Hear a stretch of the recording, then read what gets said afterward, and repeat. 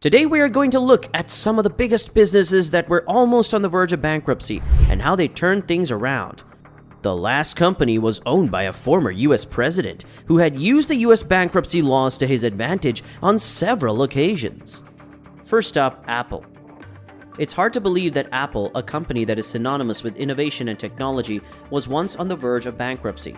The decline of Apple started after Steve Jobs, the visionary co-founder of Apple, was asked to step down from his role in Apple after being involved in a bitter power struggle with Apple CEO John Sculley in 1985.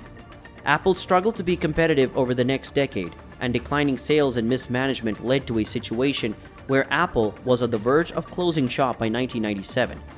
Steve Jobs, on the other hand, had found success in his next venture, where he founded Next, a company that focused on creating workstations for higher education and businesses.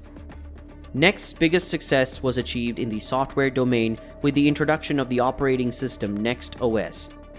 Apple's board was looking to save the company, and the only option that they saw was getting Steve back to Apple, and they did this by purchasing Next for $425 million and a transfer of 1.5 million Apple shares.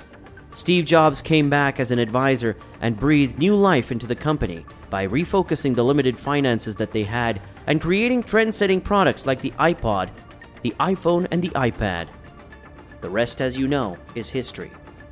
It is also surprising to note that Bill Gates was a key figure in the revival of Apple, along with Steve Jobs. Bill Gates invested $150 million in Apple to save it from bankruptcy. Gates didn't do this out of the kindness of his heart or because he relishes competition. He did this because of the fear of antitrust laws coming into action, because Apple's demise would mean that Microsoft would have a monopoly in the operating system industry, which is the pulse of computing and technology. Number 2, General Motors. We just saw how Apple survived the scare of bankruptcy to go on to become a market leader in its industry. But it's interesting to note that a corporation that was considered to be the most profitable private business organization in 1965 was not safe from going bankrupt. Yes, we're talking about none other than one of the big three automobile manufacturers in the United States of America, General Motors. General Motors is known for the legendary vehicles that it produced throughout the 20th century, like the Corvette, Malibu, Camaro, GTO, and Impala. Its success in the 1900s was unparalleled to the extent that it employed more people than any other business organization in the world. However, the trouble for GM started with the dawn of the new century when the company faced a major cash flow issue. There were three major issues that caused this problem. First, by 2003, General Motors had completely funded their employee pension fund and had adjusted interest rates for their employees' benefit fund, which had costed them well over $15 billion. Second, they incurred a loss of $10 billion in 2005. Third, GM decided to purchase a 20% stake in Fiat for over $2 billion. To counter this growing problem of insufficient cash flow, GM took a few measures, like selling its 17% stake in Suzuki for $2 billion and cutting its annual dividends to $1 per share. Wall Street didn't take the decision of slashing the dividends kindly, and the shaky financial position of the company caused a major decline in the stock prices of the company from its all-time high of $90 per share in the April of 2000 to $19 a share in 2006. GM continued to sell its non-essential investment to improve its liquidity, like selling its stake in Allison Transmission for $5 billion. These efforts were not enough to keep their long-term investors who held large quantities of the company's stock. This further damaged GM's stock price. The 2008 financial crisis was the last nail in the coffin for the already struggling GM, as they posted a massive $18 billion quarterly loss. The recession on the global stage, along with the steeply increasing oil and gas prices, resulted in extremely low demand for new vehicles.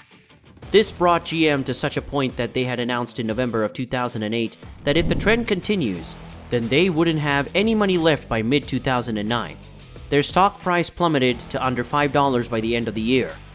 GM was not the only automaker that was struggling in America.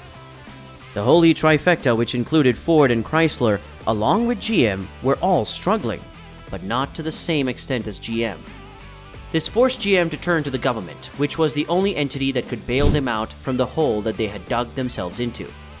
By the end of the year, GM had posted a $30 billion loss and had an outstanding debt of over $90 billion.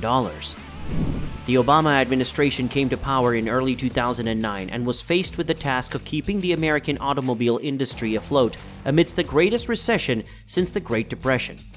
They provided the company with short-term loans through Troubled Assets Relief Program and other working capital loans of about $20 billion in total. GM filed for Chapter 11 bankruptcy on 1 June 2009. Soon the Obama administration provides a $30.1 billion DIP loan to GM, which allows it to raise capital from the US government in exchange for 61% of its common and preferred stocks. A DIP loan, or a debtor in possession loan, allows a company which is going through a process of bankruptcy to raise capital by giving its creditors the confidence that they will be able to remain in business during the bankruptcy and in the near future till the market stabilizes. The US government owned almost 3/4 of the company by mid-2009 and were on a mission to reinvent the company. GM sold off various brands that it owns like Hummer, Saab, and Saturn. They also had to scale down manufacturing, thereby closing down 13 manufacturing units and around 900 dealerships. GM had a more focused business strategy from this point on, targeting economical and fuel-efficient vehicles for the masses through 4 major brands that it owned: Cadillac, Buick, GMC, and Chevrolet. This strategy gave a positive result as GM made its first profit in over 6 years in 2010 of $4.3 billion, and this marked GM's revival and saw its recovery in its stock price from under $1 to the mid-$30 mark in 2010. GM's bankruptcy story is a story of caution, reminding us that even the biggest companies in the world can be close to shutting shop. It also shows us that at times when huge corporations whose insolvency will majorly impact the economy of a country goes into bankruptcy, the government steps in to help keep it afloat. If you're enjoying the business case study on the bankruptcy of big corporations, then please subscribe to our channel. Now we move on to the most surprising bankruptcy story on the list, which has a very weird outcome. Number 3. Marvel. The Marvel Cinematic Universe can be considered as one of the most iconic movie series of all time. From the amazing Spider-Man to the diligent Captain America and the quirky Iron Man, Marvel seems to be killing it in the box office and winning the hearts of fans all over the world. But do you know that none of these movies that we love so much would not have even existed because of the financial struggles that Marvel had to go through in the 90s? Yes, this may come as a surprise to you that such a widely popular brand such as Marvel was on the verge of bankruptcy in 1996, before any of these super hit movies were ever made. This was a transitional phase for Marvel, who were widely popular from the 1960s and 1980s in the comic book industry. Owing to this success, Ron Perlman brought Marvel from New World Pictures Group for a whopping $82.5 million in 1989. He had a bigger and more aggressive approach towards growing the company. He went on a shopping spree to acquire a Panini stickers company, a few trading cards companies, and distribution company called Heroes World. He also purchased a stake in a toys manufacturing company called Toy Biz. He wanted to expand Marvel's presence in the trading cards, stickers, and superhero action figures industry, and this expansion caused a hole in his pocket of the size of $700 million. Perlman had listed 40% of his shares in Marvel on the US stock exchange, making a huge profit of his $82.5 million investment by 1991. While Perlman and Marvel were busy at setting up the foundation for the company's rapid future growth, their present situation started to become increasingly bleak, with comic book sales plummeting to an all-time low between 1993 and 1996. This decrease in sales was owing to the price hikes for the comics to fuel the extravagant expansion plans that Perlman had in mind and the perceived decrease in the quality of the comic books. By 1995, Marvel was under a mountain of debt. The cornerstone for Perlman's vision for Marvel required a transition of the superheroes from comic books to the big screen. For this to be financially viable, Perlman wanted to completely buy out Toy Biz and merge it into Marvel as one single entity. This proposed merger was vehemently opposed by a few of the investors. George Igan, one of the key investors in Marvel, was completely shocked against this move, because the stock prices of the proposed company would really suffer from this move.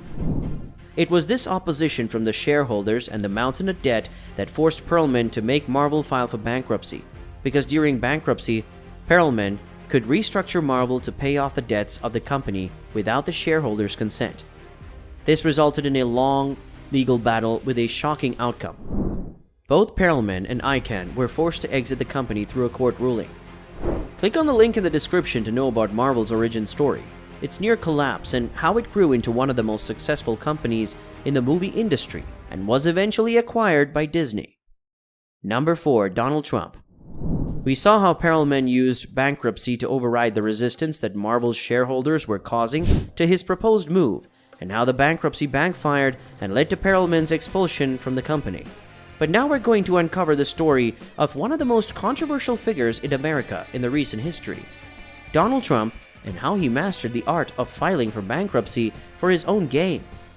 Even before becoming the President of the United States of America, Trump has always been in the news and never shied away from the limelight, be it with his appearance on WWE, his famous reality TV show The Apprentice, or with the launch of his board game, which is basically a cheap knockoff of Monopoly.